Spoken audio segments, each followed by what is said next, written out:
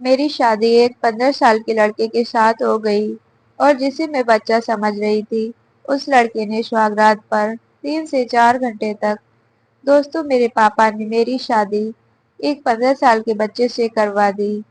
میں پتی کو بچہ سمجھ کر سو جاتی اور اپنے باپ کو بہت بھلا برا کہتی، لیکن میری جان تو تب نکلی جب پتا چلا کہ میں پریگننٹ ہوں۔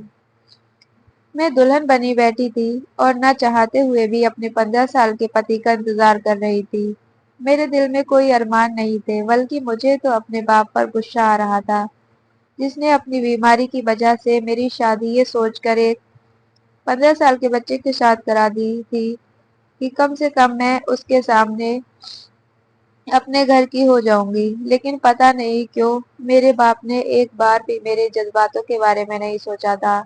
ایک 15 سال کا بچہ بھلا کوئی خوشی دے سکتا تھا؟ میں جوان تھی، خوبصورت تھی، بہت سے لڑکے تھے جو مجھے پسند کرتے تھے، مجھ سے شادی کرنے کی خواہش کرتے تھے، لیکن میرے باپ نے ایک 15 سال کے بچے کو میرے لیے چن کر میری پوری زندگی برباد کر دی تھی۔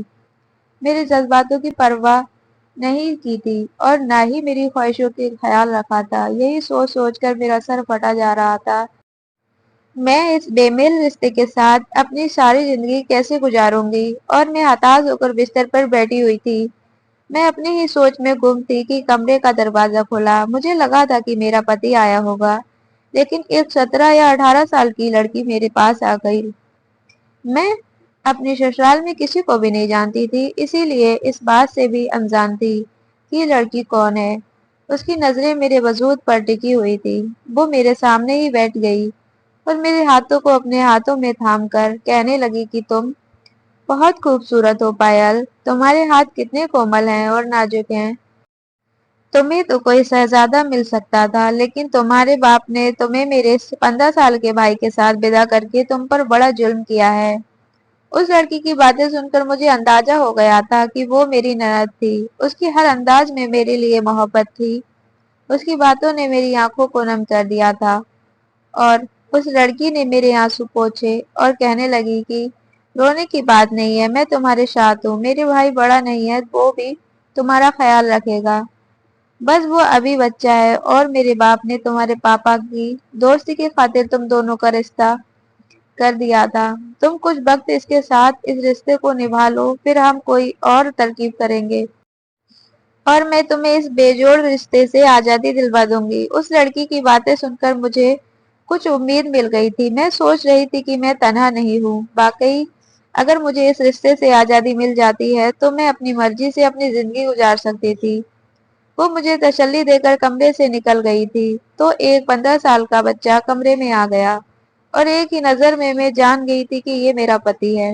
میں اسے دیکھ کر ہکا بکا رہ گئی تھی۔ اگر میرا کوئی بھائی ہوتا تو شاید بالکل اس کے جیسا ہی ہوتا۔ میری اس حرکت پر اس نے مسکرا کر میری طرف دیکھا اور کہنے لگا، پائل تم تو ایسے ڈر رہی ہو جیسے میں تمہیں کھا جاؤں گا، اب میری پتنی ہو، کیا آپ کو معلوم نہیں ہے؟ ایک 15 سال کے بچے کے منہ سے اپنے لیے بیوی کا لفظ سن کر میرے دل میں ایک عجیب سی لہر دوڑ گئی تھی، لیکن میں خاموش ہو گئی تھی۔ اور پھر میں نے کہا کہ میں بہت زیادہ تھک گئی ہوں اور کپڑے چینج کر کے سونے چاہتی ہوں۔ اس نے کوئی اعتراض نہیں کیا اور میں جلدی سے ہی باتھ روم میں گھس گئی۔ مجھے یوں ہی شاور کے نیچے کھڑے کافی سمے گزر گیا تھا اور پھر اچانک ایسا لگا جیسے کسی کی نظر میرے وجود پر جمی ہو۔ میں نے گھبرا کر ادھر ادھر دیکھا، لیکن یہ عجیب بات تھی اور اس میں کوئی ایسی کھڑکی نہیں تھی کہ کوئی باہر سے مجھے اس باتھ روم میں دیکھ سکتا تھا۔ تو کیا کمرے سے کوئی مجھے باتھ روم میں جھانک رہا تھا؟ لیکن کون کمرے میں تھا؟ میں بہت زیادہ پریشان ہو گئی۔ میں جلدی سے باتھ روم سے باہر نکلی تو میرا پتی شمیر بستر پر گہری نیند میں سویا ہوا تھا۔ اسے سوتا دیکھ کر مجھے یقین ہو گیا تھا کہ یہ وہاں پر نہیں تھا۔ اگر شمیر سو رہا تھا تو بھلا مجھے کون باتھ روم میں جھانک رہا تھا؟ میں خاموشی سے بیٹھ کر دوسرے کنارے پر لیٹ گئی اور آنکھیں بند کر کے سونے کی کوشش کرنے لگی۔ سارے دن کی تھکان کی وجہ سے کچھ ہی دیر میں مجھے نیند آ گئی تھی، لیکن آدھی رات کو مجھے کچھ عجیب سا محسوس ہوا اور میں نیند میں گھبرا کر اٹھ بیٹھی۔ کمرے میں اس قدر اندھیرا تھا کہ مجھے کچھ بھی سمجھ نہیں آ رہا تھا۔ بڑی مشکل سے میں نے سائڈ ٹیبل پر رکھے لیمپ کو روشنی کیا اور اپنے بستر پر پڑے شمیر پر نظر ڈالی۔ जो पहले ही गहरी नींद में सो रहा था। शायद फिर से ये मेरा वहम था, इसलिए मुझे ऐसा लगा था कि किसी ने मुझे छूने की कोशिश की हो। यही सोचकर मैंने दोबारा लैंप बंद कर दिया और सो गई। लेकिन जब सुबह मेरी आंख खुली तो मेरा हुलिया कुछ बिगड़ा हुआ था और ऐसा लग रहा था जैसे रात में किसी ने मेरे साथ छेड़खानी की है।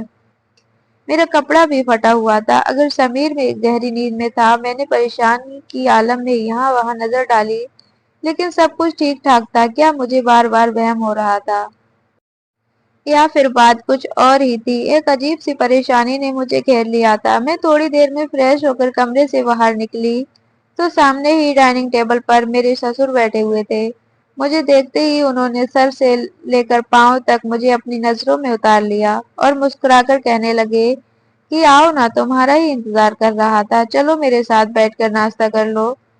मेरे ससुर ने एक कुर्सी खींचकर अपने करीब की ओर मुझे बैठने का इशारा किया तो मुझे कुछ अजीब सा लगा। ऐसा नहीं था कि मैं अपने ससुर से पहली बार देख रही थी।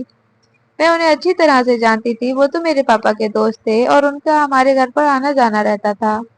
लेकिन शुरू से ही मुझे वो कुछ खास पसंद नहीं थे। उनकी नजर हमेशा से ही मुझ पे अपने वजूद को आर पार होते ही महसूस होती थी, और अजीब तरह से वो मुझे अपने करीब बैठने को कह रहे थे। मुझे बिल्कुल भी अच्छा नहीं लगा था। मैं जाकर उनसे दूर रखी कुर्सी पर बैठ गई और सर झुकाए नाश्ता करने लगी। लेकिन हर वक्त मुझे ऐसा ही लगा जैसे उनकी नजर मुझ पर ही गड़ी हुई हो।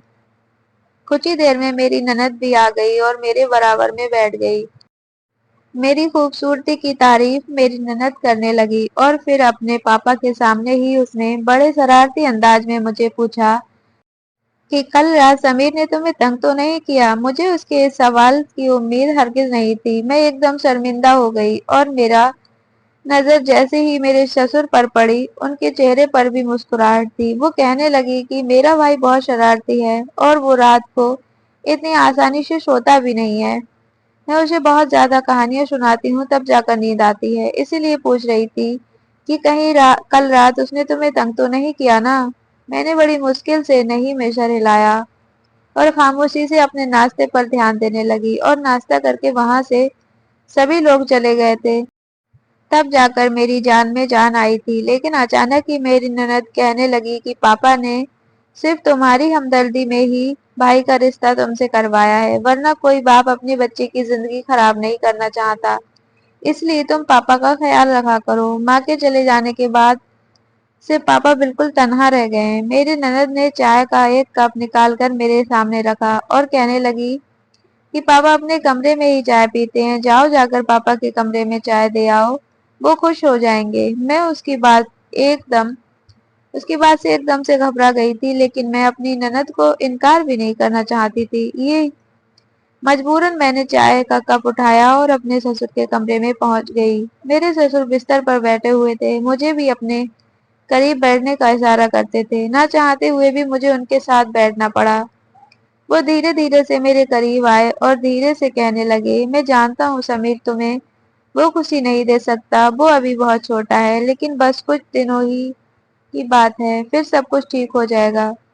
उनके मुंह से ऐसी बात सुनकर मैं घबरा कर खड़ी हो गई और तेज तेज कदमों से उठते कमरे से बाहर निकल गई थी। ये ससुराल तो मेरे गले का फंदा बन गया था। सिर्फ 15 साल का पति ही मेरी परेशानी नहीं था, बल्कि मेरे ससुर भी मुझे एक आंख नहीं पाते थे। मैं सीधा अपने कमरे में चली आई और समीर जाग उठा था। मुझे देखते ही भाग खड़ा हुआ, मेरे गले से लग गया और कहने लगा, पायल आप कहाँ चली गई थी? मैंने आपको कमरे में नहीं पाया तो मैं बहुत परेशान हो गया था। वो मुझे छोड़कर पीछे हटा तो मैंने गुस्से से उसे देखा और कहा कि आइंदा मेरे करीब आना नहीं, मुझे ऐसे करता अच्छा नहीं लगता। मेरी बात पर उसके चेहरे का रंग बदल गया और इससे पहले वो मुझे कुछ कहता, मेरी ननद कमरे में चली आई और समीर पर गुस्सा करने लगी कि क्यों इतनी देर से उठता है, इसके इम्तिहान करीब है, इसे पढ़ाई पर ध्यान देना चाहिए। वो डांटती हुई समीर को अपने साथ ले गई। मेरे सर में दिन भर की सोचों की फिक्र से दर्द हो रहा था। मेरी भूख प्यास उड़ चुकी थी। रात के वक्त मेरी ननद दूध का गिलास उठाकर मेरे कमरे में चली आई और कहने लगी कि भाभी आपने सारा दिन कुछ नहीं खाया, अब आप एक काम करो, ये दूध पीकर सोना। میری فکر میں مجھے اپنی نند پر پیار آ گیا تھا اور میں اس کی دی ہوئی دودھ کو خوشی خوشی پی لیا۔ سمیر آج بھی کمرے میں آ گیا تھا، اس نے بھی ایک گلاس دودھ پیا اور سونے کے لیے لیٹ گیا۔ ایسا لگ رہا تھا جیسے وہ مجھ سے ناراض ہو، اس نے ایک نظر بھی میری طرف نہیں دیکھا تھا۔ میں بھی سکون سے سونے کے لیے لیٹ گئی اور پھر جب صبح میری آنکھ کھلی تو میرے کپڑے نیچے پڑے ہوئے تھے۔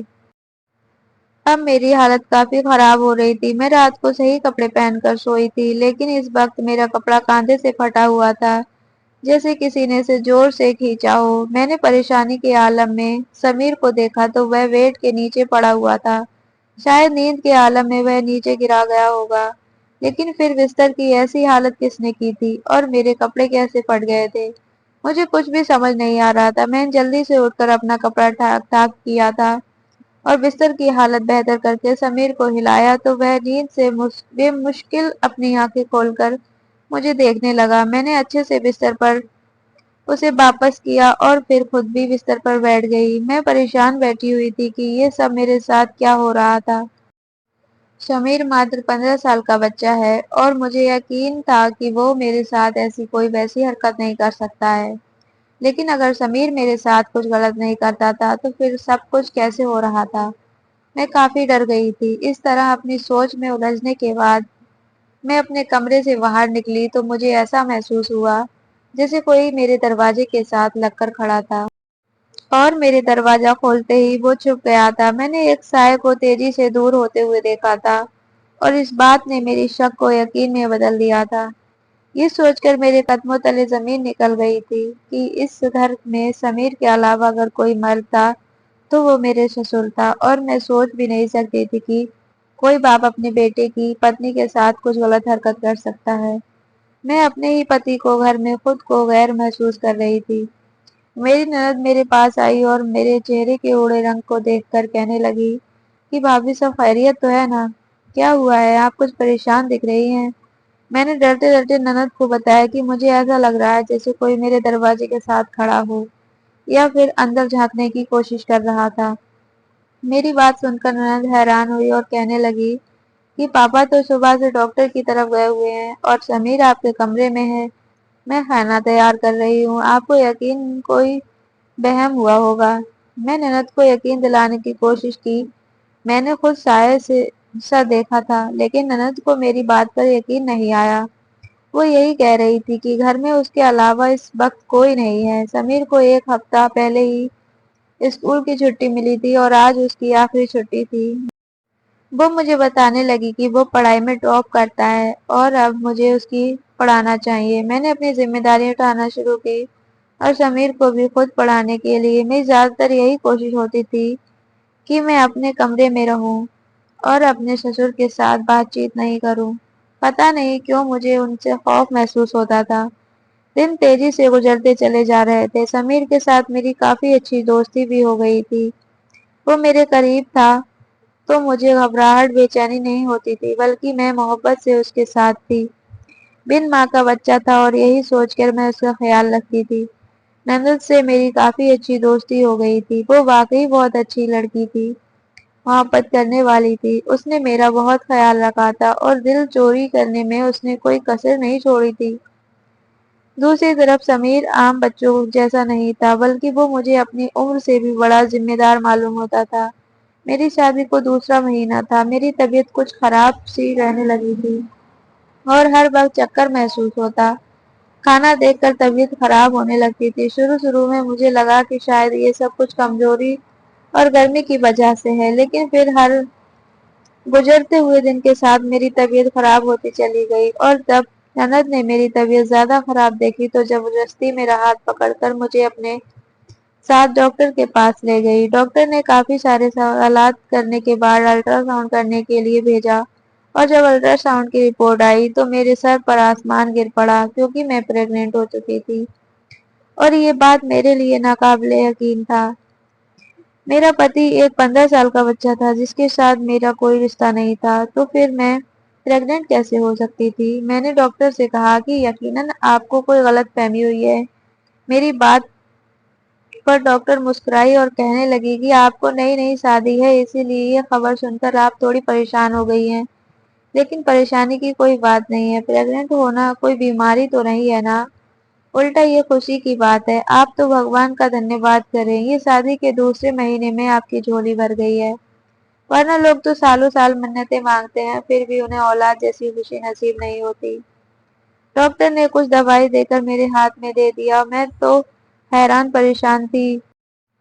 میں نند کے ساتھ باہر نکلی، اس کے چہرے کی حیوانیت ہوئی تھی اور اس کی زبان کو تالا لگا تھا، میری آنکھوں میں آنسو بہہ رہے تھے۔ میں نے غصے سے نند سے کہا کہ یہ سب کچھ کیا ہو رہا ہے، میرے اور سمیر کے درمیان تو ایسا کچھ بھی نہیں ہے، پھر میں پریگننٹ کیسے ہو سکتی ہوں، اور میں کلدار عورت نہیں ہوں۔ میری نند نے گہری نظر میرے وجود پر ڈالی اور بنا کچھ کہے مجھے گھر لے آئی۔ سارے راستے وہ بھی خاموش رہی تھی اور مجھے لگ رہا تھا کہ میں اس کی نظروں کی قصوروار ہوں۔ اپنے سسر سے مجھے کسی قسم کی کوئی امید نہیں تھی، کہیں یہ بچہ میرے سسر کا تو نہیں تھا۔ یہ خیال آتے ہی میرے پیروں تلے زمین نکل گئی تھی۔ میں اور نند جیسے ہی گھر میں داخل ہوئے تو سامنے ہی میرے سسر بیٹھے ہوئے تھے۔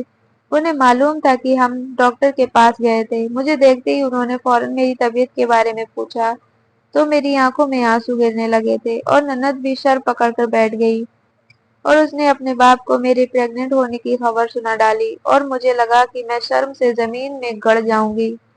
اگر یہ بچہ ان کا تھا تو تب بھی میں کسی کو منہ دکھانے لائق نہیں رہوں گی۔ سمیر وہیں بیٹھا وہ پڑھائی کر رہا تھا۔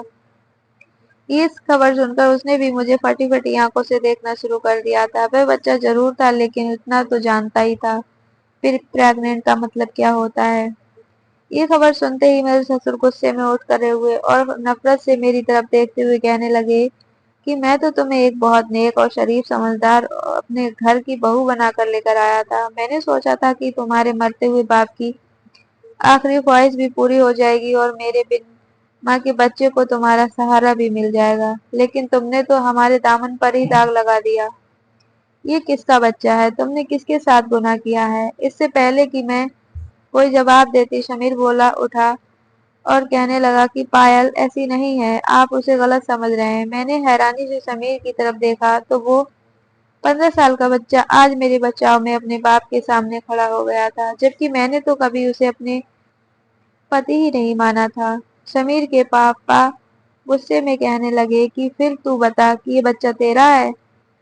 ان کے سوال پر سمیر خاموش ہو گیا۔ میرے سسر غصے میں یہاں وہاں ٹہلنے لگے اور پھر انہوں نے ایک ایسا فیصلہ کیا جسے سن کر میرے سر پر آسمان گر پڑا۔ وہ سمیر سے کہہ رہے تھے کہ ابھی اور اسی وقت اس بدچلن لڑکی کو طلاق دو اور اس کو یہاں سے چلتا کرو۔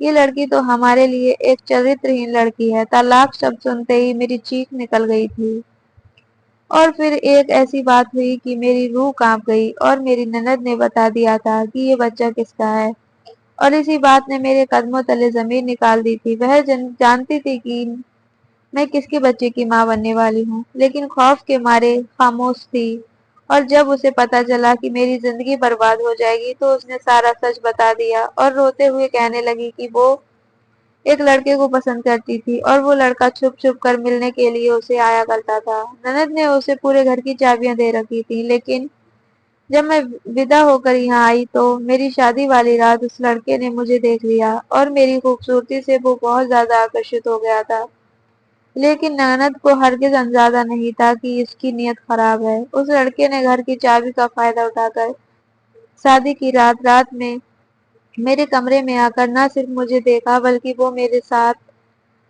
میرے کمرے میں چھپ گیا، اور موقع پا کر اس نے میری عزت پر ہاتھ بھی ڈالا تھا۔ لیکن میری آنکھ کھل گئی اور اسے اندازہ ہو گیا کہ میں کچی نیند میں سوئی ہوں، اسی لیے اس نے نند کو کہا کہ وہ ہم دونوں میاں بیوی کو نیند کے دوا دے کر سلایا کرے تاکہ انہیں ملنے میں آسانی ہو سکے، لیکن اس طرح کر کے کسی اور چیز کا فائدہ اٹھانا چاہتا تھا۔ وہ مجھے استعمال کر رہا تھا اور اس نے ایسا ہی کیا۔ نند کو کچھ ہی دنوں میں پتہ چل گیا تھا کہ اس لڑکے نے اسے دھوکہ دیا ہے اور اسے بھی استعمال کیا ہے۔ اسی بات پر ان دونوں کا جھگڑا ہو گیا اور وہ ہمیشہ کے لیے چھوڑ کر چلا گیا، لیکن جاتے جاتے میرے دامن میں داغ لگا کر چلا گیا تھا، اور آج میں اس کی ہی بچے کی ماں بننے والی تھی۔ انہوں نے ہاتھ جوڑ کر مجھ سے معافی مانگی اور اپنے باپ سے منتیں کی، اور اس کی سزا اس نے کہا کہ مجھے دی جائے اپنی بیٹی کے سچ جان کر میرے سسر کی جان ہی نکل گئی تھی۔ سمیر مجھے سہارا دے کر کمرے میں لے گیا اور اس نے مجھے تسلی دی کہ وہ میرا ساتھ دے گا اور مجھے کوئی تکلیف نہیں ہونے دے گا۔ میرا سسر نے نند کو غصے میں کمرے میں بند کر دیا تھا، لیکن وہ بیچاری تو خود دھوکے کی شکار ہوئی تھی، اسی لیے میں نے نہ صرف اسے معاف کر دیا بلکہ میں نے اپنے سسر کو بھی اس بات کے لیے مجبور کیا کہ وہ میری نند کو معاف کر دے۔ سمیر نے جس طرح میرا ساتھ نبھایا تھا، میں نے فیصلہ کر لیا تھا کہ میں اپنی ساری زندگی اس کے ساتھ ہی گزاروں گی۔ میرا بچہ اگلے ہی مہینے خراب ہو گیا تھا اور پھر میں نے سمیر کے ساتھ ایک اچھی زندگی کی شروعات کی۔ تو دوستو، کہانی کیسی لگی کمنٹ کر ضرور بتائیے، اپنے دوستوں میں شیئر کیجیے گا، ویڈیو کو لائک کیجیے گا، چینل پر نئے ہو تو چینل کو سبسکرائب کر لیجیے گا اور بیل آئیکن کو دبا دیجیے گا تاکہ ویڈیو کا نوٹیفیکیشن سب سے پہلے آپ کے پاس آئے۔ Thanks for watching.